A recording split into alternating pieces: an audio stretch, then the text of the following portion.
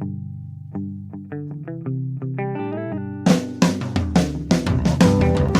only real God is the one that you believe in. Start looking for the God in others. And if you find you're tuning into a wave, well then I don't know much about being saved. Hello, everybody. Hello, friends. Welcome into another episode of Spiritual Philosophy Chatter with the Joneses. I'm Danny Jones. And I am Samantha Jones. And this is episode 152. 152. What are we talking about? This is coping with sudden loss. Ah. Heavy. Yeah, and recent. Yes, yeah. I have my tissues ready for sure. Good. Well, before we get into this sobbing story, I'm kidding. Let's hope not. Anything you want to talk about from last week? Yes, last week we did the dark side of spirituality. And in that episode, Crystal had asked a question about Ouija boards. And so she had commented this on the post about the episode. She said, first of all, she said, Danny, I'm so very sorry for your loss. Never easy to lose a friend, especially when you were involved in trying to de-escalate. Sending love your way. The Ouija board experience was just scary paranormal activity. I was young, though. I don't subscribe to any crap that makes me uncomfortable in my house now. The laughing face. Thank you for the episode. Really enjoyed it. And then she brought up one of the questions that we're going to answer this week. Okay. She said, do you guys have an episode that talks about sleep paralysis? And we did talk a little bit about it in episode 91, which is astral projection, but we haven't done a whole episode on it. So this was her question. She said, my sleep paralysis episode started when I hit about 12. Terrifying is an understatement to describe them. I said every kind of prayer over and over. It was a mess. As I got older, I realized if you just relax, it would stop faster. Many years ago, I read a dream book by Sylvia Brown, and she explained it was actually the soul trying to get back in from being out and about. This made more sense to me than any other theory. Since saying the prayer she laid out in the book, I don't have issues anymore. I surround myself with white light, purple light for protection, and green light for healing. Since doing this ritual, I'm able to control it, but is it something that I should be controlling, though? Although it's terrifying, are we meant to leave while we sleep? I've also included in my prayers something to have an easy exit and easy entrance that I won't remember if I do travel. So sleep paralysis, for anyone that doesn't know what this is a stage between being awake and asleep. Before you kind of get into the dream state, we go into this sleep paralysis state. And if you wake up while you're in sleep paralysis, it can be really scary. It can feel like you can't wake up. Like you might sit there and think that you're calling out for somebody to help you and you just can't wake up. We talk about sleep paralysis demons in the corner. It's just a joke, but sometimes that's what it feels like. It's very heavy. We are meant to travel when we sleep. Mm-hmm. So, and you are traveling when you're sleeping. All that you're doing is saying a prayer and preventing you to wake up during that time when you're between awake and asleep. So we don't normally feel ourselves come back into our body or go out when we go to the dream world, wherever it may be. Right. But that's sleep paralysis. You can get either, going or coming back. Yeah, Dolores kind of talks about that. Her analogy is picture like a silver cord that's attached to you. So when you go to sleep, you can go to the other side. My belief is that it's not kind of full-blown heaven. It's like a in between a little bit, because I think if they showed everybody while they were dreaming what heaven was like, people wouldn't want to come back. Probably not. So, but you get to see parts of it and meet with people and stuff. I definitely agree with that. Yeah, for sure. So, something else that I learned about the sleep paralysis is I've mentioned before that I had at one point an opioid addiction.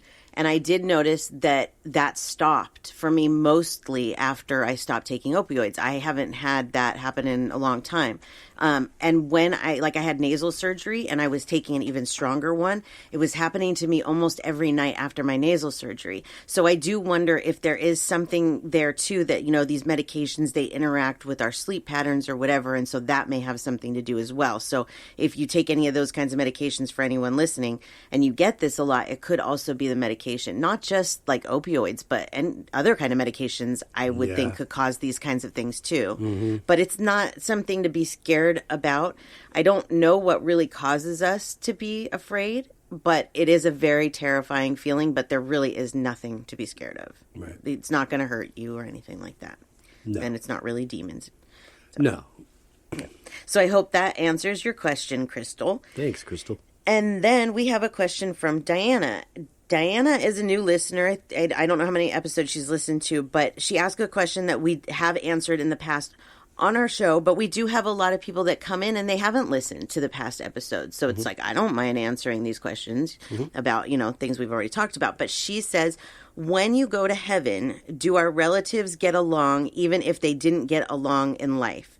Do you still have issues with people you had issues with before? Nope. Nope, not at all. Everything's different. You don't even, honestly, it's not like you don't recognize, like, it was your family member. But there, it's not flesh and blood. So we're not looking at genetics at that point going, that's my daughter, or that's my cousin, or this or that. You're viewed simply as your soul. Yeah. And your soul has lived many lives. Mm-hmm. So how would we know which one to be addressing? Right. But no, all is forgiven. Yes. Everything goes, all that we carry here on our shoulders, whatever it is gone. The way that I kind of see it, the visions that I'm given when I think about these types of things is to picture like a TV show, because we really are like actors in our own movie or TV show. And when you're filming, when you're acting, you're playing this role. Well, in life, I'm playing Samantha, he's playing Danny, you're playing Diana. Mm-hmm. That's our roles in this life. But as soon as we go to the other side, those roles end. Just like when that director yells cut, it's over. Mm-hmm. And the people that were acting, they go back to acting how they were before, how they normally are, their real selves. So when we go back to the other side, we become our true selves again. We see, okay, this was just a learning opportunity, and like I said, more like a movie than anything else. Yeah. So we kind of wake up from this and we realize we're not upset with anybody because they were just actors. They were just helping us to learn our lessons. Yeah. And our relatives that we have problems with in this life, if they go into the other life and we still have problems with them, then we probably didn't learn a lesson that we needed to learn. So you get back there and you go, oh, well, we didn't learn that. We'll have to try it again in another life. Yeah, our perception of what's going on here isn't really what's going on here. No. So, yeah. But yeah, in a nutshell, nobody has any hard feelings about anybody, and that's including people that were murdered by people. Yeah. There are no hard feelings. There's no bitterness, no resentment, no anger, none of that. That's right, absolutely. So hope that answered your question, Diana. And then 2 more things before we start the episode. First, I have very exciting news that I keep forgetting to tell our listeners, and I keep getting in trouble because I keep forgetting. Uh-oh. My sister's coming to visit. Oh, yeah? Yeah, she's coming 2 weeks, so this will be released on a Sunday. She's coming on a Monday, so 2 weeks from this week. Auntie Manda. No, wait, I'm lying. It's 1 week. It's 10 days from today. Yeah. Yeah. Quicker than I thought. So we're actually going to have her on the episode that week that she's here. Oh, fun. Yeah, so we don't know what it's going to be about yet, but I'm excited. I'm excited for everybody to get a chance to meet her because we have talked so much about, you know, what I've been through with meeting my family that I didn't know existed. And so, I mean, not even meeting them, just like through phone and text. Right. So now I'm actually going to be face to face with her. So it'll be fun. I'm excited. Yeah, me too. So, and then the last thing, I wanted to thank everybody for all their messages this week because we did get a lot of messages sending condolences to you for your loss. And I think that's one of the things that made us kind of think this is a good time for this episode, even though we're a little still grieving here. Yeah. a lot of things have come up for me during this period that has reminded me what it's like to grieve. Yeah. So that's what kind of brought us to this episode. But thank you all for those messages. Yeah, very much. Thank you. Yep. So that's what I got for you from last week. All right. Well, why don't we jump on in? You got your tissues handy? Okay. Yeah. Episode 152, Coping with Sudden Loss. There's, like I said, there's a lot of emotions that go with this episode. We didn't do a reading in the first part because I'm going to do several in this. Cool. I think that'll help break up maybe the, the heaviness of it. But all of the readings that I'm going to do are for people that have lost a person or an animal suddenly. Good. So the first thing that I did this week was I asked our listeners how many of them have suffered some kind of unexpected death of a loved one. And 100% said they have. Mm-hmm. So most of them said that they have experienced both human and animal loss, but a few were just human or just animal. But for the most part, it seems that most have lost both. Yeah. And I'll tell you that I've been through a lot in my life. I've been through divorce and, abuse and heartache and all kinds of things. But sudden loss is the hardest thing that I've ever been through. It's the thing that I still, to this day, suffer PTSD from when I lost my mom. Yeah. So I wanted to share a little bit about my story. Mostly what we're going to do today is listen to other people's stories, cool. Our listeners. But I wanted to share a little bit about mine because I have talked about my mom and what a big part of my life she is still from the other side. But I don't know that I've talked about the way I lost her since maybe the first episode. Right. But my mom did die very suddenly. I was 26 years old. She had a lot of health problems, a lot of which were brought on by herself that were caused by an opioid addiction. She wanted to be in the hospital so that she could get morphine. Wow. So she would make herself sick. Not that she wasn't. I mean, she had asthma and stuff like that. But there were things that she could do to make it worse, to make the doctor put her in the hospital for the morphine. We knew that she was going downhill for a while, but it's still there. I never thought that I was just going to wake up one morning and my mom was going to be gone. And that's not at 26. No. And that's exactly what happened is she was released from the hospital and her doctor was out of town and there was a new doctor taking care of her. And he gave her a morphine patch, fentanyl actually, that was twice the dose of what she was used to. And so you put the patch on, right? And then it stays there, I think, for 2 days. Well, he also gave her morphine pills on top of it. She didn't know that her patch was that heavy and that she took another morphine pill, and we think that she just went to sleep and didn't wake up. Yeah. Because of her health issues, her autopsy says coronary artery disease and fatty liver, but her morphine dose is out of a range that is normal, really. So... Right. We believe that that's what happened. But I got the call one morning from her best friend that she had passed away. And it just came out of nowhere. And it's at first, you went through this last week with your friend. It doesn't hit you. It's really hard at first. You're like, what? Wait, what's going on? What are you talking about? And then all of a sudden it hits and it's the ground literally comes out from underneath you. Right. And that was I had lost a couple of pets before that, but I had never lost a human. Well, my ex-husband lost his father, but nobody directly related to me. Nobody that I had a huge loss over like that. And it really swept me off my feet. For years, I had such a hard time getting over it. And I have had other kinds of loss. I have had the kind of loss that you expect. I've lost my grandma. I've lost a lot of people. But nothing has ever hurt like that. Nothing. It sucks. Yeah. It really does. It's heavy. Yeah. When we were talking about it the other day, kind of, it's like this process you go through within the first 5 minutes. Yeah. That's so memorable, when you're told something like that. That it's for me with my friend or our friend, it was immediately no. Yeah. Okay, so it's immediate first reaction is denial.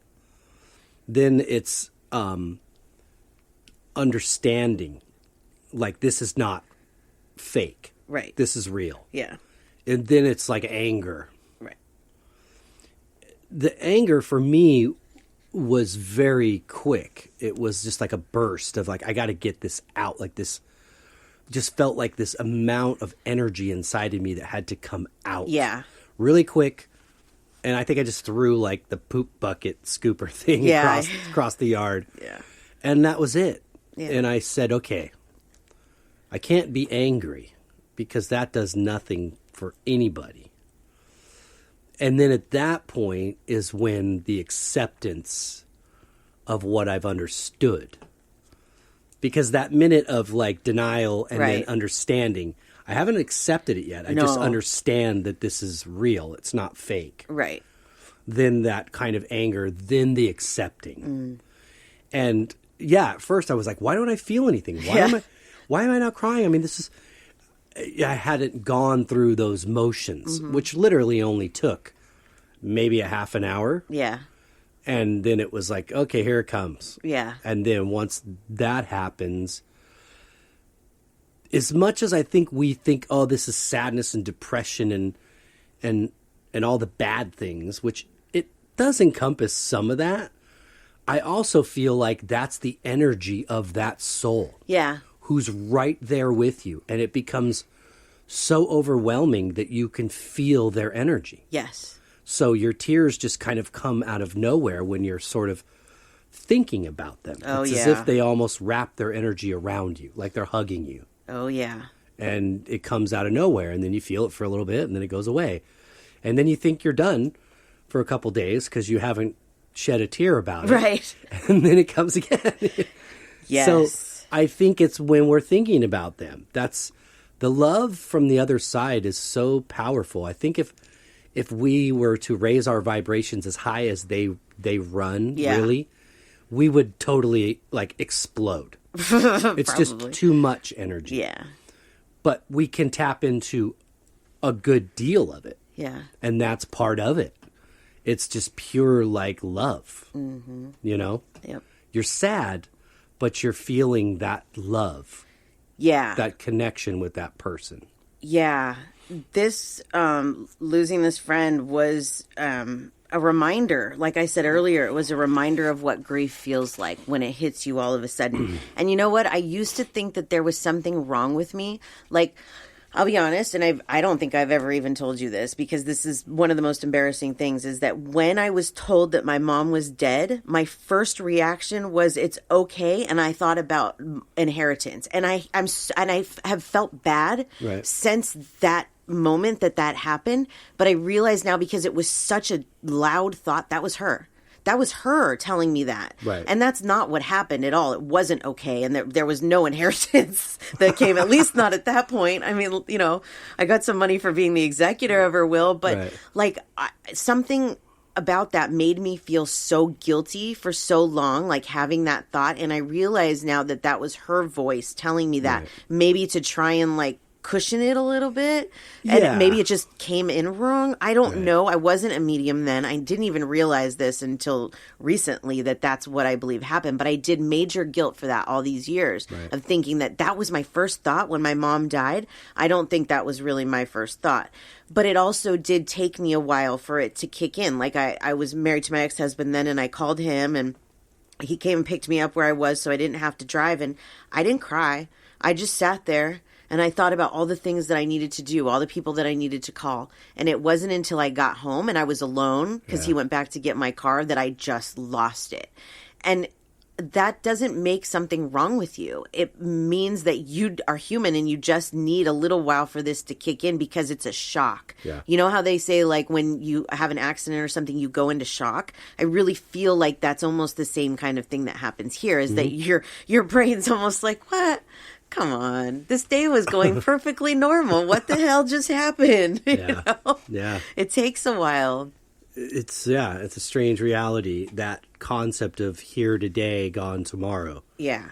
When, you know, nobody's really expecting something of that nature. Yeah. The shock of in itself is really... I had a previous friend, Rob, that I mentioned a lot too, and when he passed away, again, it was sudden. He was young. And when I was notified by his wife at the time, it was by phone call, and I really wasn't expecting it. And I felt my legs were going to go out from underneath me. You know, like it was just this, Yeah. like you felt like you went through a warp and Yeah. everything just Exactly. kind of went rubbery. And I just sat down and I had to like sit and almost really think about it Yep. for a minute. So, and he took his life. Yeah. So the circumstances there were even more, you know, Yeah. hard to comprehend. Something that happens too is that denial. Like, let's see, I looked up the stages. I always forget the different stages of grief, but they are denial, anger, bargaining, depression, and acceptance. And it can take a long time for you to get through these, or you might feel them all every single day. But one of the ones that I forgot about is that denial, where like we were driving the next day after our friend died. We were driving behind an ambulance, and I thought maybe it's not real, because we actually found out about it through an email that came from the sheriff's office. Yeah. And even though his son's name is there and it's the address and everything, we're both still like, nah. Yeah, because it didn't list his name. Yeah, it didn't list his name. We're Same address. Yeah. But I still wanted to deny it. I did too. We're behind this ambulance. Oops. And I thought, okay, maybe he, because right by the hospital too that he passed at. And I was like, maybe not. Maybe this isn't real. Maybe he's not really passed. And I had already been feeling his spirit. And so I can hear him go, no. I hate to break it to you. Yeah. Yeah. Yeah. So I'd like to do a reading now because I want to make sure that we get to a few of them. Yeah, that'd be cool. Okay, so this first one is actually for a lady that I did a reading for her bird that passed. I did it before the bird passed. Her name is Panapat, and I'm sorry if I'm not pronouncing that correctly, but I did actually look it up because I didn't want to mess it up. I'm like, how do you pronounce this? I like that. Yeah, it's different. I Very like unique. it. Almost like Indonesian or something. Yeah, I believe that she's from Thailand, maybe? Yeah, that would be Indonesian. I believe so. Yeah. Okay. So she said, I lost my bird, Boba, during my road trip. We stopped for a lunch. It was showering. I think she means raining, and the weather was not hot, so we left him in the car with windows open. He was very young, just started learning how to eat, but still needed me to feed him. When we came back to the car, there was a direct sun towards the seat that I had put him in. I found him laying down on the floor of the travel cage, and he wasn't breathing. I was breaking down and ran to every vet nearby, but no one has an avian vet, and no one would accept him at that point. We were on our way to Key West, Florida, so we buried him there next to the beach. Yeah, that's so tough. So I wanted to talk to Boba for you, or Bubba for you. Boba? Yeah, Boba Fett. Boba. Okay. So I want you to know, first of all, that he died really quickly, that it wasn't like he suffered. It happened really fast. And with a bird this small, in this young, it usually does. It happens really fast. So he wants you to know he did not suffer. So please not to beat yourself up about that. These are the types of situations that are really tough, because how do you tell somebody not to feel guilty, not to feel like, but you have to remember too that everything does happen for a reason. And I know I hate to say that when somebody or something dies, but I truly believe that this bird would have passed later on, is my feeling. That was the first thing that I felt when I connected to him, is that it would have been like maybe a few months, but that there was something wrong. And that is one reason why he probably passed so quickly. But he would have been more sick, is my point. And I do feel like he would have passed anyways. This is a traumatic experience. This is something that is going to take you a while to get over, because it happens so fast and you're, probably beating yourself up about it. But he does not want you to do that. He wants you to know that even though there was a short time that you two were together, that his soul will come back to you and that he loves you. And he's sorry that it did go this way. Oh, I'm so sorry. That's such a bummer. Yeah. It's just a young little guy. But, yeah, very young. You can tell. What kind of bird was it? A lovebird. See how the beak is still black? His yeah. beak hadn't even changed to normal color yet. Because when they're a baby, their beaks are black, and then they change to, whatever it's supposed to be. Got it. So he was really young. So that makes, honestly, a lot of sense, because there was another bird in there, and that bird was okay. So, yeah. So anyways, I hope that helps a little bit, but I'm so sorry for your Yeah, it loss. sucks. Sorry, Yeah. Pat. Yeah, so sorry Thanks, for that. Boba. Yes, thank you for coming through. So let's read a couple of these. Our listeners gave us some of their stories about how people that they've lost. Brittany said, "My precious daddy was murdered, and it was posed as a suicide, which was confirmed it was not a suicide. The grief and pain was so deep, I almost lost myself in it. I have grown so much spiritually with him helping me from the other side, but what I wouldn't do to hold his hand and hug him one more time." Right. Yeah, I get that for sure. Something happens when our parents go. Yeah. It's different. It's like they are our biggest cheerleader, our angel, our support. They make things happen for us. I can't even describe it. If you haven't lost a parent yet, when it happens, you'll understand what I mean. Yeah. My mother is everywhere all the time. After she passed, the weirdest things started happening almost immediately. Right. She had told me that there were certain things she wanted me to do, like as far as her burial went, and almost everything she asked me to do, I couldn't do. Either, like, she wanted a white coffin. They didn't have them. She wanted me to, if her hair was dark, she wanted it dyed blonde, and they're like, "You're going to have to do it yourself." I was like, oh, no. That's not going to happen. Yeah. So, like, all of these things, they just weren't possible. But I realize now it's because those things were not important. And so when we have those kinds of roadblocks, believe that it is your loved ones putting those down for you so that you don't spend money on extra stuff. You don't go through, trauma you don't need to go through. Whatever it is, they're trying to help you out.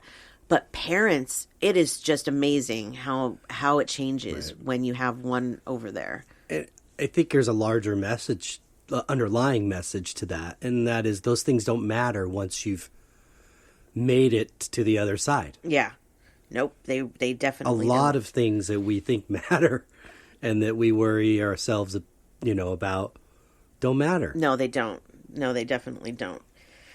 Okay, this is from Patricia. She says, in high school, my boyfriend's best friend was going to another school to play in a soccer game. We didn't have a ride, so we were waiting for him at the school. Greg was a great soccer player and had scored several goals. On the way to the bus, he was stabbed in the heart with an ice pick by a member of the opposing team. It was late, and as we were headed home, his parents showed up to tell us what happened. Wow. My other friend, Steve, had gone surfing with us, and we drove him home afterwards. He had forgotten his key, so he was climbing in through a window. He stepped on an electrical cord with wet feet and got electrocuted, fell out the window, and died on the lawn. Wow. High school really sucked, and we lost 2 more friends before we graduated. I'm so sorry. Wow, that's crazy. That is heavy. Yeah. How people can just take somebody's life like that, like over a game too. Like, what is that about? These are the types of things that, like, we ask ourselves, people get upset, like, what kind of God would make this kind of stuff happen? Yeah. But something that I've really, like, started understanding more and more, especially since our friend passed, because he's really been, like, teaching me things, is that there are a couple of paths that we could choose from. Mm-hmm. We have the free will path and we have the fate path, okay? Right. And a lot of times, both paths end up the same way. Our friend, he was going to pass. I actually told Danny probably 6 months ago that he wasn't going to live much longer and that he had dementia, and there was something else. Oh, and then I knew that his son was going to go to jail. That was something else that came up before he was even murdered. Just didn't put it all together, right. But what I realized is that he was going to pass anyways. If he would have chosen a different path and, like, gotten away from his son so that this couldn't have happened, he would have died from something else. Right. It was his time. And it's sad that it went the way that it did. But at the same time, I do feel like he chose the right path because even though his life ended that way, now his son can maybe get some help. He's not a possible harm to others. Right. And his ex-wife, is safe now too. Yeah. So these things, a lot of times, we don't see that. We don't see that it still would have ended the same way. We don't have that kind of knowledge. Right. That's where I love my medium abilities, and I love being able to help people with this kind of stuff because they tell me that. Yeah. They tell me, like, I can't believe how, like, I don't know how to explain it. I don't want to say calm, but when it came to losing this friend of ours, it hurt and it sucked. But every time that it started hurting and it sucked, I kept feeling like him going, it's okay, I'm happy, I'm here. Like, he kept showing me dancing and stuff, like, happy, and he's like, what are you crying about? And then you get in that mindset of it's okay. Right. And it's like, but it's not okay. Right. But it is, but it's not. It's totally a double-edged sword. From our human mortal perspective, it seems senseless and it has no rhyme or reason to it. Right. It makes no sense to us. Yeah. But when you start looking at what if this is all just a simulation and none of it's real and we're just actors playing roles to learn lessons, Yes. to go back home when we're done and the scene's over or the movie's over, and you have a way different perception of what was really going on here. Yeah. And so that's comforting. Yes. It's like to the young lady that said her father passed away. I don't remember her name.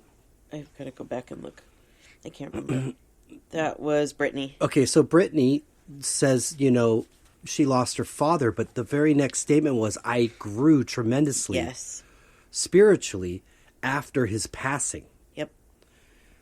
Well, we don't know what the contract is when we come into this life, the deal that we made with our soul family. Yeah. We don't know it. We don't remember it. We're trying to figure it out. Right. And we're trying to listen and to the guidance of the spirit and signs and things like that, and trying to not use our free will as much as we want to. Yeah, totally. So yeah, it's there is something bizarre about it, and there's something comforting about it. Yeah, because I do is. see that. I do see that, and I do believe that there is always another alternative, and that alternative in an opposite or alternate universe is carrying out. Right. Probably. Yep. If you believe in multiple But universes. the one that you choose, not the one that you don't choose, is the one that you're going to experience. Right. Yeah. Absolutely. And we could talk about why those other ones exist at a different time. Yeah, that's a whole other episode. Whole other episode for another day. Right. Let's do another reading, shall we? Okay. Okay. So this is for Sunshine. Sunshine. She says, this is Kira. We lost her on Mother's Day a couple years ago. The night before, she went to bed in the guest room of my other best friend. We were a trifecta, and never woke up. Does she have a message for us or her daughter? So young. Oh, yeah.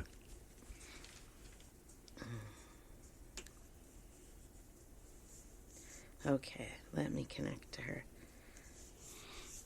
She is very bubbly.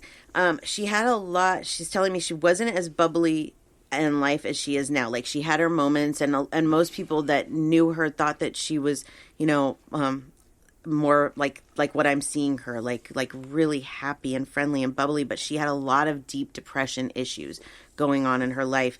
But I feel like, Sunshine, with you and this other friend, that when you three, like you said, you were a trifecta, when you three were together, that this was really the only time that she felt like she could be her true self. Like, there was nobody judging her. She could say whatever she wanted to say. She could look however, and she could just be comfortable. It wasn't a big deal. You guys were so comfortable with each other, and she thanks you for giving her somebody like that she could feel that way with while she was alive.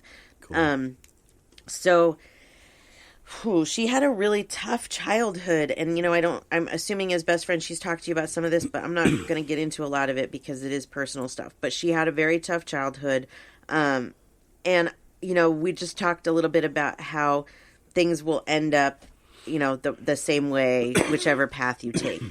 Now, the other path that she could have taken, I don't feel like it would have ended in her dying right away, but I do feel like down the road, so I want to say, yeah, if this wouldn't have happened when it did, this wasn't suicide is what I'm feeling. I don't feel like she died from suicide.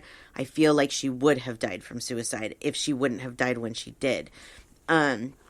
There was a lot there eating her away inside that she wasn't getting help on and she wasn't talking to anybody about. And with her daughter, she had lots of fears about what was going to happen with her daughter as she got older. And was she going to suffer the same kind of trauma that her mom had suffered and all that. And she kind of felt like there was a curse on her, is what I'm feeling. Like I'm hearing like ancestral curse where like her mother or, you know, her grandmother, these people had been through similar things and she felt like it was kind of being passed down and how can I avoid this or whatever. So unfortunately, you know, this is her giving her life is how this went. But she chose this. And we talked about this a little bit ago. She chose this. My mom had explained this to me too, that she had a choice that day. Was it, you know, to stay or to come back? Yeah. And you're shown, if you stay, this is how it's going to go. And if you go back, this is how it's going to go. And she felt, just like my mom did, that she could help her daughter more from the other side. Because if life would have continued, like just because you see your life like that on the other side, like at that moment of death does not mean you're going to change it. You're not going to remember it. So if she wouldn't have died that day and she would have just woken up like any normal day, she wouldn't have known that she could have left earlier and that she was going to die in the future. Right. So now her daughter, yes, much younger than she would have been dealing with her mother's passing. And she doesn't have to go through that horrible, what I feel like she would have gone through later on if Kira would have stayed. So she wants you all to know that she loves you very much and appreciates all of the support and love that you gave her throughout her short life, because without you, life wouldn't have been the same. So. And I think she's aware now that what she perceived as a curse here wasn't a curse. No, it's not. I'm pretty sure that was a soul family lesson that was going on. Yeah. And they were all supposed to teach each other or learn something from this thing they had in common. Yep, absolutely. Absolutely. And it kept happening until somebody broke the chain. That's right. So. Yep, I have gone through that in my shadow work. Yeah, where I've experienced the same things that my mother and my grandmother dealt with, and I've had to break it. I've had to break the cycle. Yeah. And, you know, now then you don't pass it on. That's you have to find a silver lining to these things, and that is your connection to the other side. Yeah. When you find the silver lining and you try to make sense of it, you might be thinking you're just trying to rationalize in your own head and make it okay. Yeah. Like my friend Rob example, the one that I just shared that took his own life. Before he did, his wife at the time found out she was pregnant and miscarried. Yeah. And he was tremendously depressed. And he already had a lot of depression and was taking medication and not taking medication, I think was part of the problem. When he passed away, she didn't have the chance to tell him that she had tested positive for pregnancy. Yeah.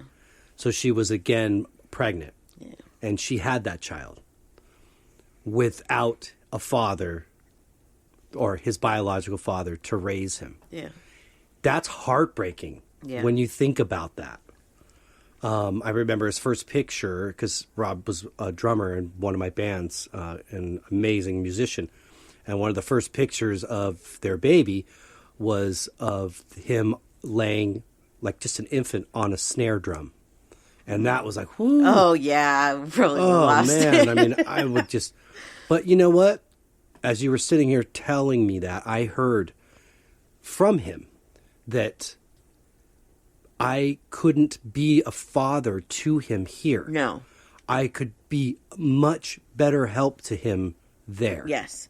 And that is, you know, for a lot of people, they go, oh, that's a crock of shit. You know, he copped out. He didn't fulfill his, you know, obligation or responsibility. Well, first, he didn't even know. Yeah. And even if he did know, then he wouldn't have, potentially. Yeah. I think was a big fear of his. But there, he's not limited. Right. Of how he can affect his child's life. Right. You've been affected by your mom throughout your life in a lot of different ways. Yeah. But I'd say this is predominantly the largest, most effective way. Oh, yeah. That she's affected your life was in afterlife. Yes. Oh, absolutely. She has and is still continuing to undo the damage that she did. how she does it, I don't know. Right. But it's pretty amazing. Like all of the things that she did when I was a child, it's like she's found something to make it not okay, but to try and say, I'm sorry. And, you know, they have amazing ways of doing that. And if you've lost a child as well, there's this parent-child connection. And even though we may, you know, we die and we probably won't be parent-child in the next life, it's still in this life, it's probably the strongest bond that you can get. You're born from those people. This, you know, you're half your mother and half your father, and your mother spends 9 months with you in her body. Of course, you're going to have this strong connection to them. So even if it's a child that passes, you know, they are going to do for you similar to what a parent would do as well. It's this overlooking, it's this protection, it's and your friends can do this too. It's not just, you know, parents and grandparents, but you know, your friends too. Like now that our friend that passed, he told me, he's like, it's just another angel on your side. It's somebody else to help you. Okay, here come the tears. It's somebody else to help you along your journey. That's one of the, you know, the strangest part is that was one of the first things I heard amidst the denial and then the understanding and anger and acceptance. I heard, I'm on your side now. Yeah.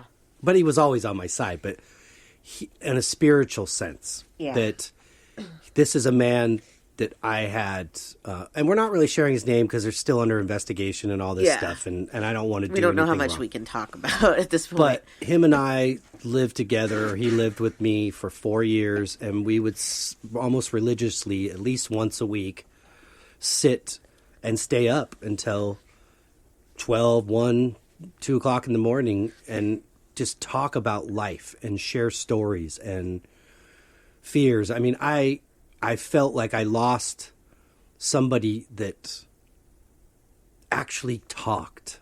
Yeah. That actually communicated. Yeah. Besides just your standard, you know, shooting the breeze kind of stuff. No, he was deep. He was. And that makes the loss tougher. But I know that that's only magnified when he gets over there.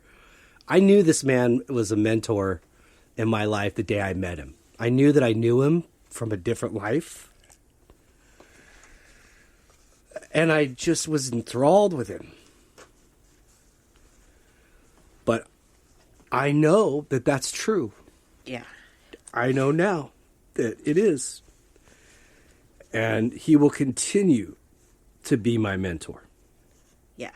Absolutely, he will. Absolutely. And, you know, something that at the beginning of my spiritual journey, when I first started learning about my abilities, I was told many times and read many times that you're not supposed to contact spirits until they've been on the other side for a while. And so I've kind of made this a part of, you know, the ethics that I stick with of I'm not going to contact, especially for a client of spirit that has just passed. But I'll tell you that this spirit of our friend has been with me. Like today's and yesterday were like the first couple days where I don't feel like he's here all the time. And so this has kind of taught me a lot too of like, okay, well, if they're going to come to me, then that's cool, but I'm still going to respect their space and not go to them. But I've learned a lot about that, you know, that they are able to communicate very well if they want to from the beginning. And I think it has a lot to do with the spirit themselves, how many times they've, you know, done this whole thing. Yeah. Our friend was a very old soul. He had been around a long time. And so when he went there, he was ready. He was ready to party. And let me tell you, that's what he's been doing. And he talks to me all the time. And, you know, I'm able to relay messages to you. And it hasn't even been a week yet. Yeah. So that's been great, and that's taught me a lot. Because when my mom died, I felt it really quickly too, really quickly. So this was one of those things that when I was told this from the beginning of like just don't leave the spirits alone for a while, I did. Yeah. You know, but they're coming to me. He came to me. You know, so they are able to do all of these amazing things. I think from the beginning of being there, but I think it really depends on how old their soul is, what their state when they pass. Like he was older, like maybe somebody that's younger might not have all of those immediate abilities, you know, but I'm still learning and finding out some cool stuff, and he's teaching me some cool stuff that I didn't even know. He had a lot to offer in that kindness and compassion and understanding. Yeah. He just was that way. Yeah. Yep. And through the process, he had 8 siblings. Oh, yeah. And I've had the pleasure of getting to communicate with about 3 of his sisters in this process, that's been nice to share stories with each other and make new friends, and their direct connection to him, which it's not Michael, but it's part of that energy, that if anything, it's the memory of him brings his spirit in. When we think about people to the point where it makes us cry, we're summoning them in. Right. Even if they're not already sitting here, we're summoning them in to communicate with them. That's why we both got so overwhelmed, because you could feel his presence here. Yeah. Yeah. Amazing. We take it for, it's sadness, it's tears, and, I don't want to feel this way. Right. But there's power and magic in that emotion. There really is. Yep. There absolutely is. It's hard. Nobody wants to feel that way. And something that I felt with this last 2 that I hadn't felt since probably since one of my animals died suddenly was that elephant sitting on your chest. Like you can't get enough air and you're always sighing. I remember after my mom passed, it went on for a long time that I felt like I couldn't catch my breath, and I realized I'm sighing all the time. Yeah. And I couldn't control it. And so I was feeling that last week, and God, I just can't wait for this elephant to get off my chest. And I think it's just, we're so tense, and we're not taking the deep breaths. And so we have to stop and take the deep breaths.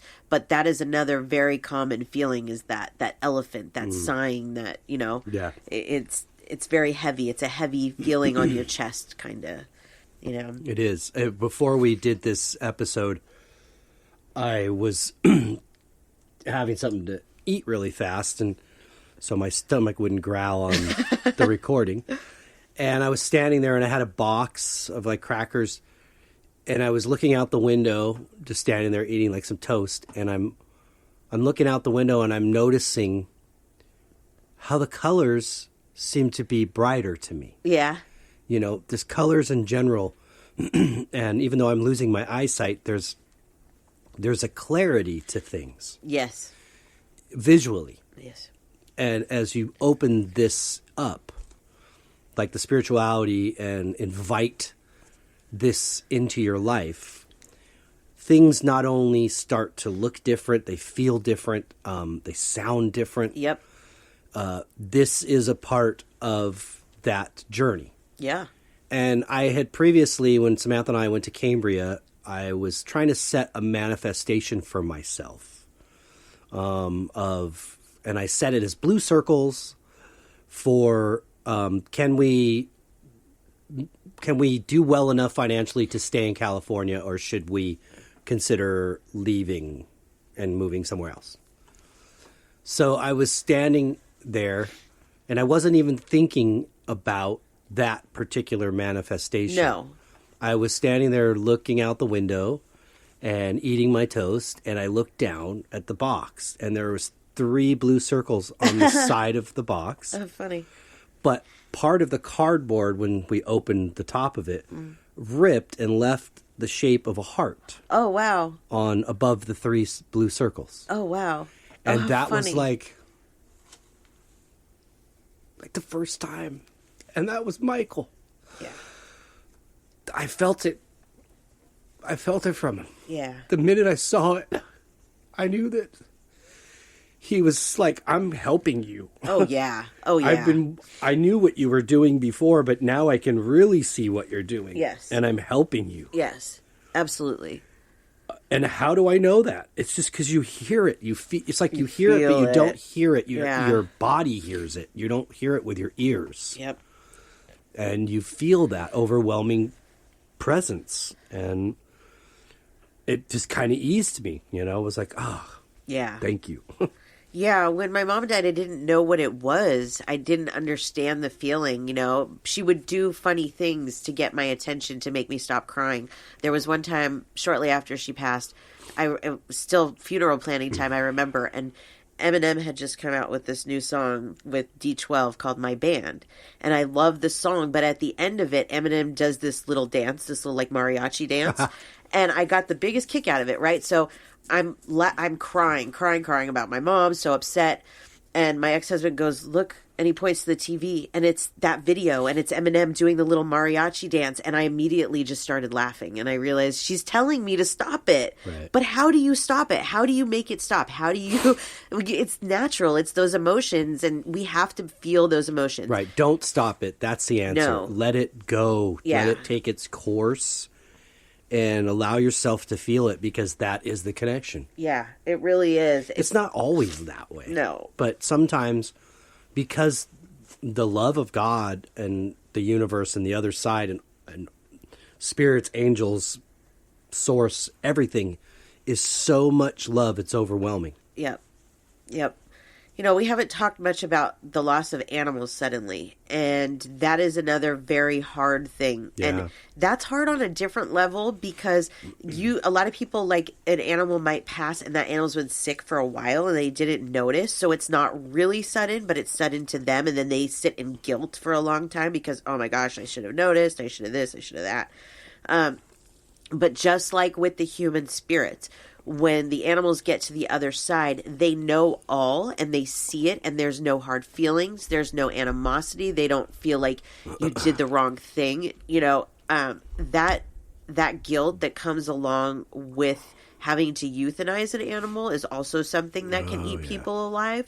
But we're given that opportunity, and that's a wonderful thing for us. We don't have to sit and watch our animals die. Imagine, like, I've had several animals I've had to euthanize. I'm so glad I haven't had to sit there and watch them die. It's a beautiful gift, and I'm hoping that by the time it's my time, it will be, I could do it too. Yeah. Because it's not fair to have to sit and watch that. So if you have, or it's for them to go through it, if you have had to euthanize an animal, please try and let go of that guilt, because you've done them a favor. It's selfless when we do that. We're telling, we don't want them to suffer anymore. We don't want them to go through that. And so we let them go and move on to the other side where they are happy. And it's so weird for me, because like when I do readings, I see the animal being super happy on the other side, and the owner that is absolutely miserable.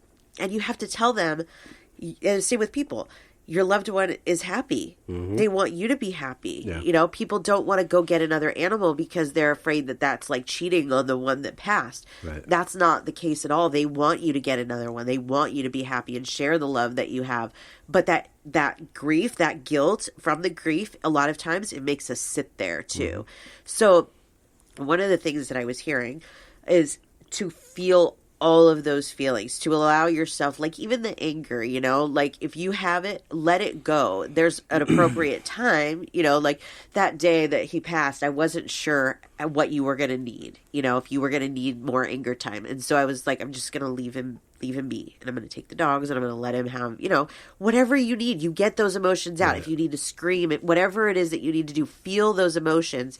Because if you don't, you're just suppressing them, and then they're just going to stay. Yeah. So let it out, let it go. Be okay with what you need to heal from it too. Because, like, I remember too feeling guilty for needing to recover, feeling guilty for needing the time to take the time to myself. Right. And it's important. You got to have that. You got to be able to feel the feelings. Not, you know, a lot of us we want to be strong for the others too, but we all need to feel that. Yeah, no matter where the loss is. Yep. I'd like to do one more reading. Okay. But I'd like to blow my nose first. So I apologize. Okay. This is a topic that always gets me. Oh, yeah. And it's interesting that this is my job. But, you know, I think you need, like, to be really good at your job, you almost kind of need to understand on a different level. Yeah. And, like, I feel like with our friend that passed, it was, like, a reminder of what it's like to grieve. Mm-hmm. And it helps me to help my clients better now that I kind of have a little reminder of what it feels like, as much as I hate to admit that because it hurts. Okay, so this is Crystal. She says, Last Friday, my husband took our baby Gucci to get groomed. On the ride home, he started having frequent seizures, was taken to the emergency vet, and didn't get better. Seeing him in this condition was devastating, and we had to have him euthanized. We are still trying to figure out what happened. He was such a healthy boy, wondering if maybe he'll come back to us as another animal. Well, you can count on it. Yeah, for sure. This is Gucci. He's a big bulldog. He's cute. He's got a big spike necklace on. His tongue totally sticking looks out. like Spike. Yeah, he's adorable. Okay, I'm gonna be honest with you. I have to be honest because I think you need to know what happened, and that is he got very overheated. And this is a problem with these dogs with the short snouts. And sometimes, like, my sister's a groomer, and she's probably listening to this going, "Arr," because you have to keep an eye on these dogs. They require special kind of care. They can't overheat. And so I feel like he got really, really hot. And what you were noticing, these seizures that you were noticing, I feel like this was hyperthermia, that his brain was having problems. Like, I don't know exactly what happens in that hyperthermia where you get too hot. But like the brain started doing weird things, which is why you saw the seizures and things like that. 100% preventable. What caused him, do you know, to get so overheated? Dryers. Okay. The whole, He's so short hair, though. Yeah. Would you really need to dry him? Well, they usually do all of them, but you have to remember too that this is a stressful situation. So he's already panting and already nervous. And then you're adding all these other things, the other animals on top of it. Like they sometimes even recommend with these shorter snouted dogs not to have like activities like hiking or those types of things because they overheat so fast. Yeah. So where another dog like with a lab or something else would have been okay, even though they have more hair, it had nothing to do with that. It was just the heat, the intensity of everything that was going on. And it wasn't the groomer did not know what to look for. They didn't know the signs to look for, what was going on, too overwhelmed, you know. It's a very sad case, and I wish that I could say that it was something else, but that's what I feel happened. He does not hold you responsible. He's not angry. He's not bitter. Nothing like that. You know, they let go of all of that. He's not even upset with the groomer that you know, this happened with. He wants you to know that you gave him the best life, and that he knows that if you knew that that was going to happen that day, that you wouldn't have allowed him to go there. Now, I do see, and I will say, I don't know if this was diagnosed, that I do see a weakness in his heart. Like when I do these, any animal reading, I usually do a body scan just to see what stands out to me. And I can see that his heart looks like it might have been smaller. There's something there. It doesn't look right. If I connect to another animal, it's not going to look the same. So there was already an underlying heart condition is what I'm seeing. So this was just an extra added bonus. So again, with this, he probably would have, not long from now, passed to something else, because this is normally how it goes. Why we have the trauma that we have to deal with is all a part of our story. And I hate to say that, but it is. The trauma I went through losing my mom, I wouldn't be here if I didn't. Right. I could go back to all of the losses that I've had and give you a reason why they happened. And a lot of times you don't notice it until retrospect. But he doesn't blame anybody, and he's happy where he is. And let's have a look at what he's doing. So what he's showing me, he must have had already breathing issues, because what he's showing me is walking on the other side. He's kind of waddling, and he's breathing, and I can hear him breathing really loud. So that's what he did in life. Now, that's not what he feels now as his spirit, but he's showing me that that's what he did in life.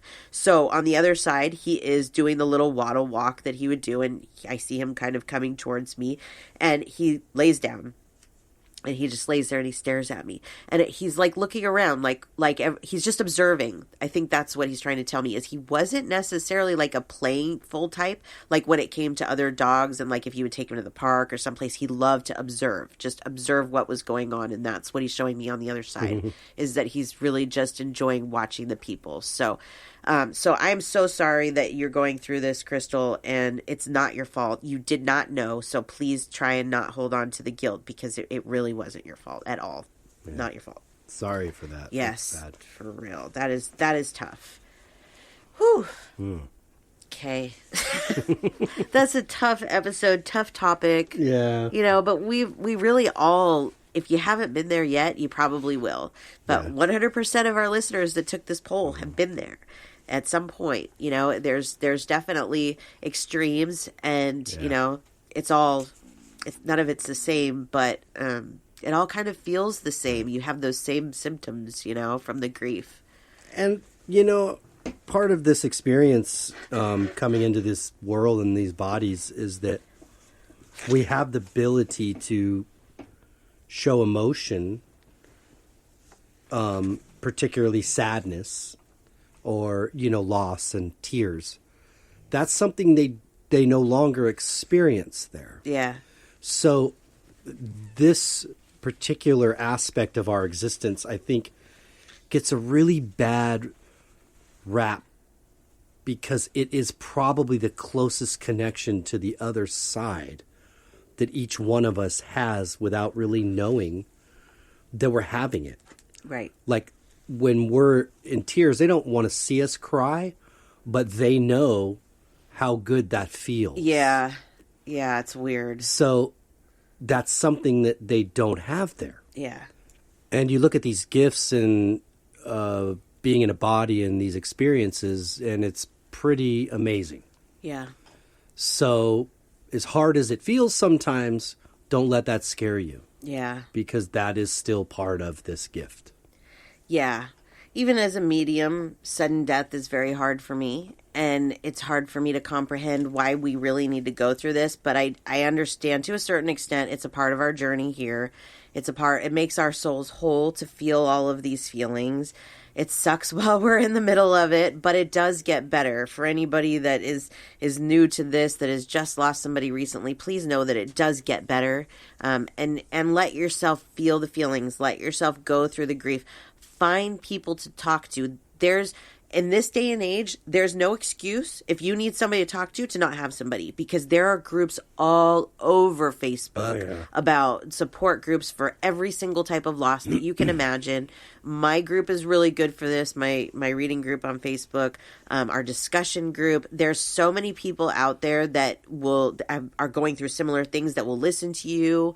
You can listen to them, help each other, but find that help, because this doesn't have to be as lonely of a process as I think a lot of us feel like it is, especially like if you lost somebody and nobody else around you understands what it's like because it's your loss, you know, you can feel very lonely and isolating. Yeah. So you got to find people that you can talk to. Yep.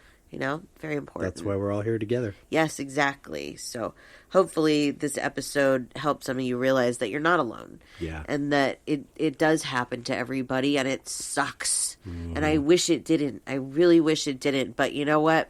It's a part of this life. It's a part of the whole process. Yeah. Of everything. So, whew. All right. Yeah. Well, that was a good one.